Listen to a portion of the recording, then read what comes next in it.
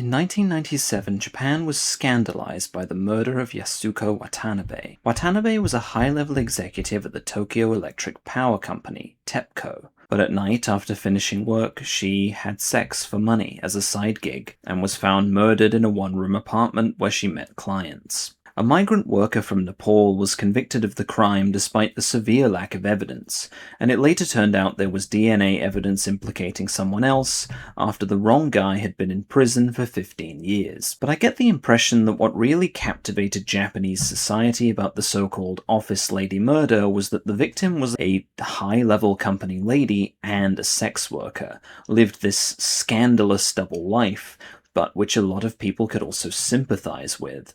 A lot of other women understood what she did as a rebellion, a protest of sorts that exposed the social contradiction. Sex workers are hated and reviled, and yet women in general are seen as valuable only insofar as they are sexually available. Now, when I say that this book was inspired by the murder of Yasuko Watanabe, that's a bit of an understatement. Even some of the exact details of the case, like the fact the victim earned a salary of 10 million yen and worked in the research department at a firm, and kept a journal of her activities, and the fact that the man arrested was an undocumented migrant worker, are almost identical. At the start of the book, we're told that 2 sex workers have been murdered, and the narrator tells us that she is connected to both of them. One of them is her sister, and one is her former classmate at a fancy elite high school for girls, which all 3 of them attended. Unlike in a conventional crime thriller, there seems to be no mystery around the crime itself. The killer has been arrested before the book even starts. This is not a story about a crime, but about the life circumstances of all the people involved in it, victim and criminal, and how they led up to that moment. A lot of people online have been saying they want to read more books about female characters who suck, and hey, if that's you, then put this one right at the top of your list. On the first page, the narrator tells us that every time she sees a man, whether old or young, handsome or ugly, she imagines what it would look like if she had a child with them. She goes out of her way to say that she doesn't think about sex with these men, just literally about the appearance of that hypothetical child. It tells us so much about the narrator's worldview, the way that she's obsessed with beauty, fascinated by appearances.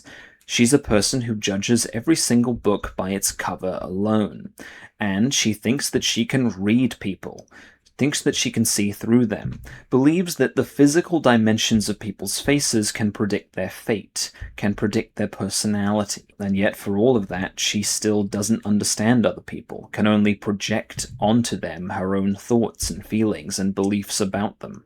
She starts by writing about her childhood, and immediately we see just how deeply she resents her younger sister, Yuriko, the murder victim. She writes about how, from the time they were very young, her sister's beauty and looks captivated everyone around them, led her to be treated specially, revered, but she describes her sister's beauty as something repellent and, well, grotesque. She resents her sister so deeply, in fact, that she's glad she's dead, has no sympathy even for the fact that she was murdered, or anything else that she finds out about her life after she reads her journals. Still, she feels the need to control the narrative, to explain the lives of the victims to us, and in doing so to dominate their lives and control them even after their deaths. The older sister is honestly a frightening person, someone who seemingly comes across from the outside as quiet and maybe a bit boring and doesn't stand out from her peers, but inwardly is seething with hatred and jealousy and judgment of other people, especially but not exclusively other women. But she's also often funny because of how salty she is, referring to a disgusting love story between her grandfather and another classmate's mother, calling other people idiots and senile old farts, calling her sister a born slut, as well as countless other horrible names. I laughed probably more than I should have at the constant invective she uses, her constant condescension towards other people, but there were also a handful of moments throughout the book where we see these humanizing glimpses of the narrator. She's not a good person, but we come to see her in certain moments as someone who is basically sad and lonely, who, for all her protestations of aloofness and indifference, desperately wants to fit in with her peers, desperately wants to be desired romantically and sexually. In those moments, all the spite and the barbs and the japes that make her such an interesting narrator are revealed as a defense mechanism for a sad, lost girl, someone who feels that her life has wasted away in the shadows and seemingly can't shake the habit of blaming it all on her beautiful younger sister, even after her death, even after learning about the abuse her sister has suffered. There's a very symbolic moment early on where she locks Yuriko out of her parents' house on a cold, snowy night, letting her freeze outside, literally cast out into the cold, away from the protection that she, as a sister, should offer to her own family, and driving her towards the road of abuse that leads her to prostitution, and finally to her murder at the age of 39. I wondered as I was reading this whether the narrator would turn out to have played some direct role in her sister's death, be some kind of co-conspirator to these murders, and in a way she was, but not in the way you might be thinking.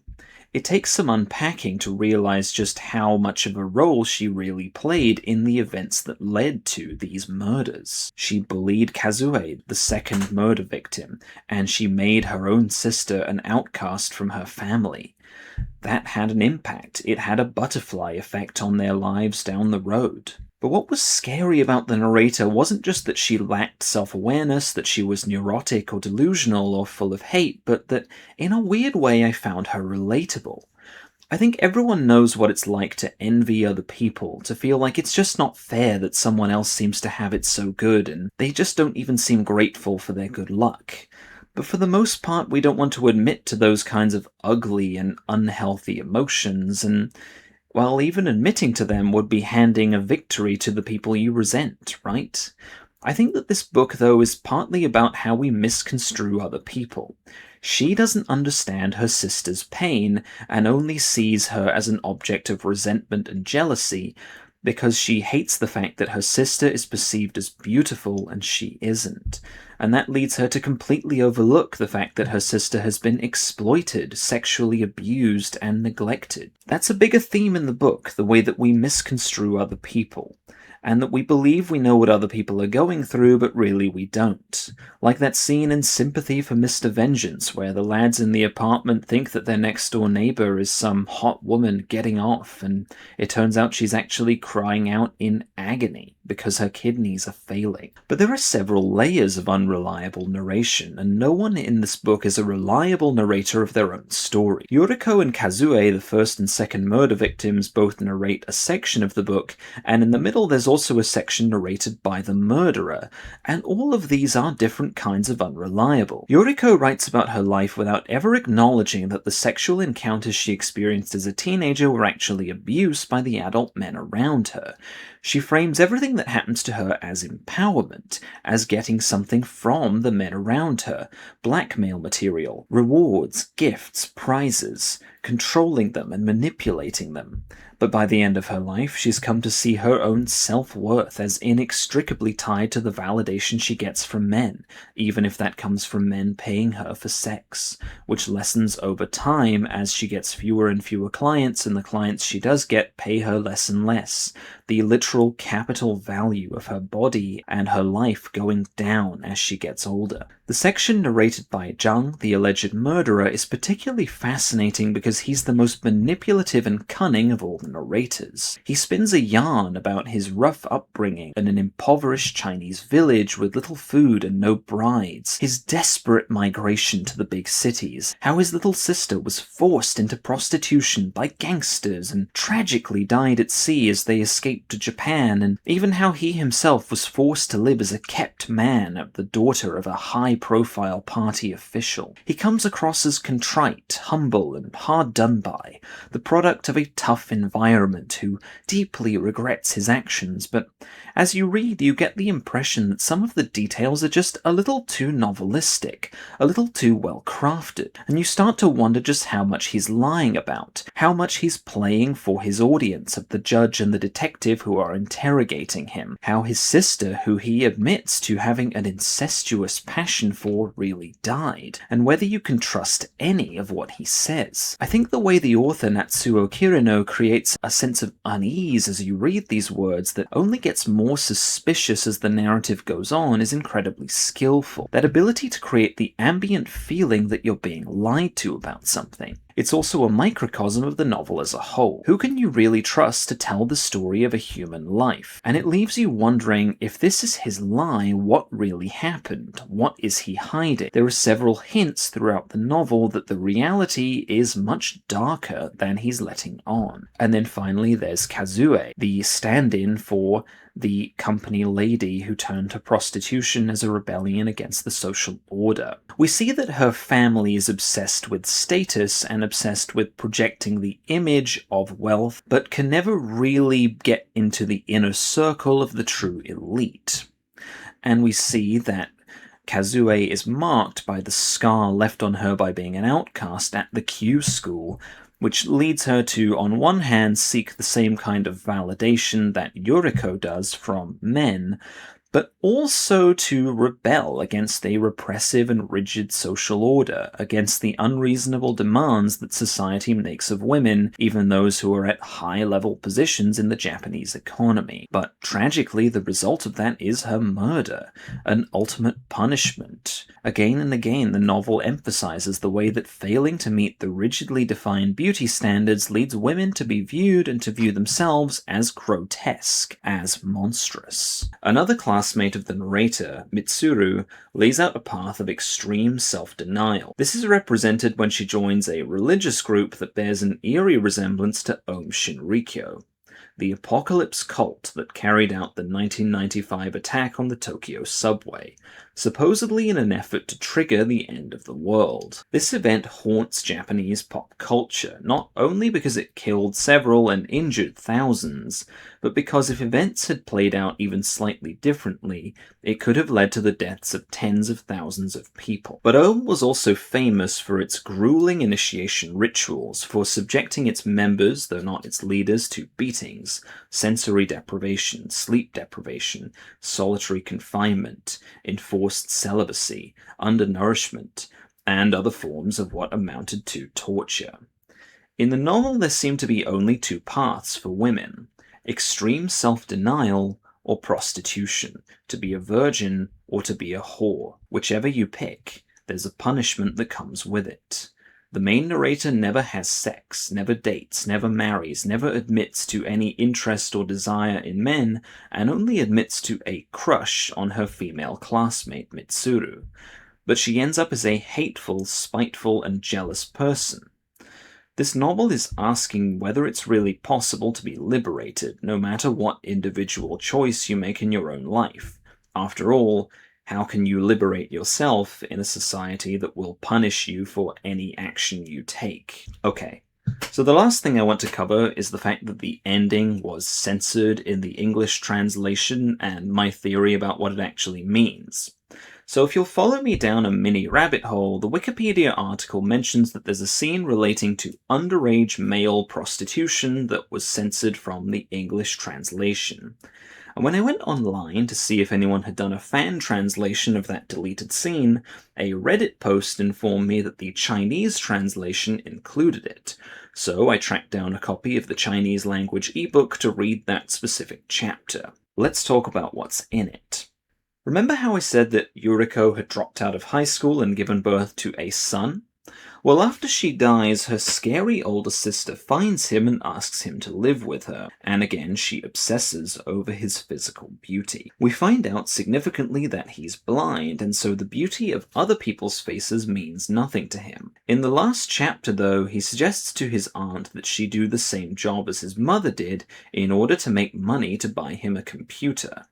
And at first she refuses, but then she changes her mind and he attempts to pimp her out. In the original censored ending, the book ends with her meeting her first client, and imagining that she's meeting Jung, her sister's killer, who in the narrator's mind has taken on the role of something like an angel of death for ladies of the night. But in the original version, instead of Yurio, the nephew, pimping her out, he gets propositioned by girls who want to pay to sleep with them instead, and ends up making a career of it. So just to get this out of the way, it's completely ridiculous that this passage was censored. I mean, the rest of the book consists of detailed descriptions of incest, teenagers being sexually exploited, pimping, more incest, and murder. It sort of feels as though the publisher was more freaked out by the idea of something bad happening to a teenage boy than endless bad things happening to women and teenage girls.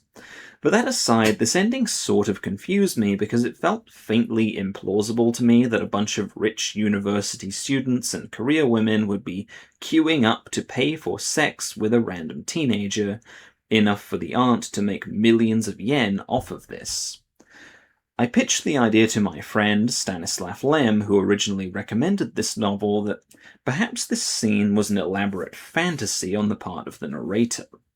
My reasoning is that in a very twisted way she wanted to live vicariously through him, to experience through him the thrill of being desired that was denied to her in her own life, and that to do that she was willing to ruthlessly exploit her own dead sister's son. I also noted that the descriptions of how this all plays out are heavily focused on how nice and kind and gentle the women are, and how respectful they are and all the rest of it, and it seemed like that was somehow an inversion of the nasty and brutish sexual encounters that we see in the rest of the book. So it seemed to me that it was a strangely voyeuristic fantasy on the part of the aunt, who was imagining a possible future that would allow her to escape her own repression through the vessel of her teenage nephew.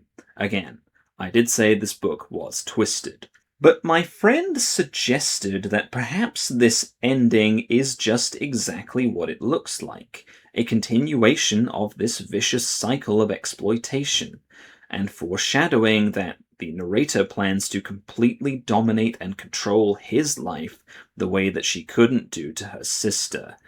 A new version of the twisted relationship that she would have wanted to have with her sister if her sister had remained within her power, and that eventually she plans to murder her own nephew. Either way, we can all agree that it's a very disturbing ending to a very disturbing book, but again, what struck me most about this novel was not how shocking the content was, or how transgressive it was, or even the social satire necessarily, but just how sad and lonely these people seemed, how starved of true connection every character was. The narrator at one point calls her father in Switzerland and finds that in his old age he's completely forgotten about her, and her grandfather has died, and her sister is dead, and you just get the feeling that she's living in this world of regret and consumed by a regret that she won't even admit to, that she's alienated everyone. It's deeply, deeply sad. What stood out to me was not the horror, it was the sadness. It was the melancholy. Thank you so much for watching. If you enjoyed this, go ahead and subscribe to my channel so you can see more of my videos. I have essay videos, I have book reviews, I did a tier list of all the pretentious literary novels that I've read over the past few years, and I think this one would probably fit. So yeah, if you enjoyed this, there's going to be more book content on my channel to come, and also movies, TV shows, everything. We talk about it all here. And thank you so much for your support. Thank you so much for giving me your time. I know your time means a lot, and I hope you have a wonderful rest of the day. Take care, my friends.